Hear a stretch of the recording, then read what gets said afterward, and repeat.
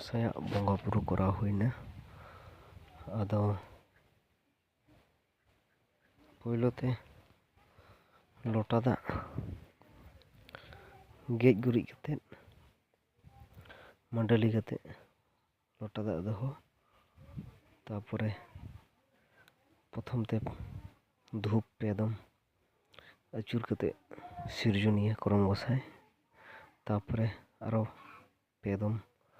धूप अचूर कते विधिबा चंदन आयो तारपरे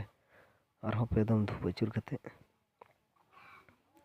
मारांग बुरु जाहेर आयो मोड़ा को तुरुई को धूप रेबेट केदा तारपरे सिरजुनिया करम गोसाई बखराते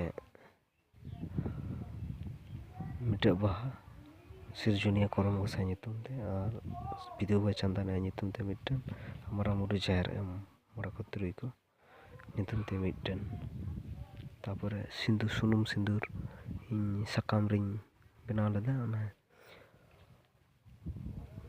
टिडा बड़ा साइकिल करे मेड़हेद करे जंत्रपाति करे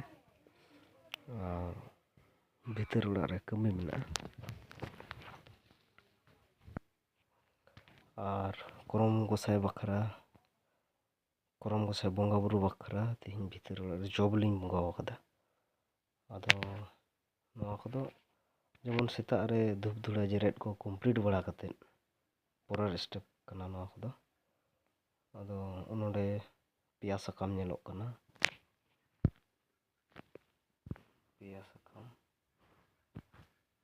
पिया साकाम लहा रे मिटन साकाम उना रे दो गोटा के जॉबली मेना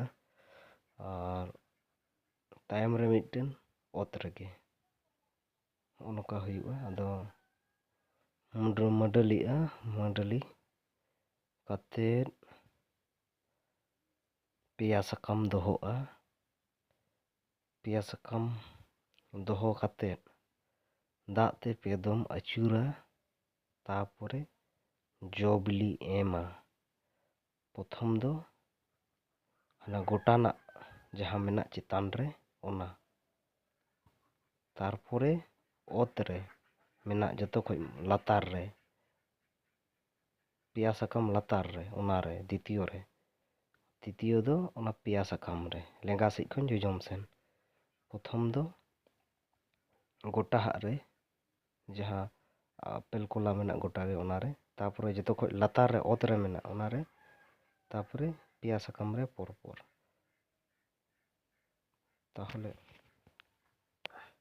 बुझेवना तारपरे जुटी जुटी दो मिद खामचाव मिद दम ते हतावा और ओता रे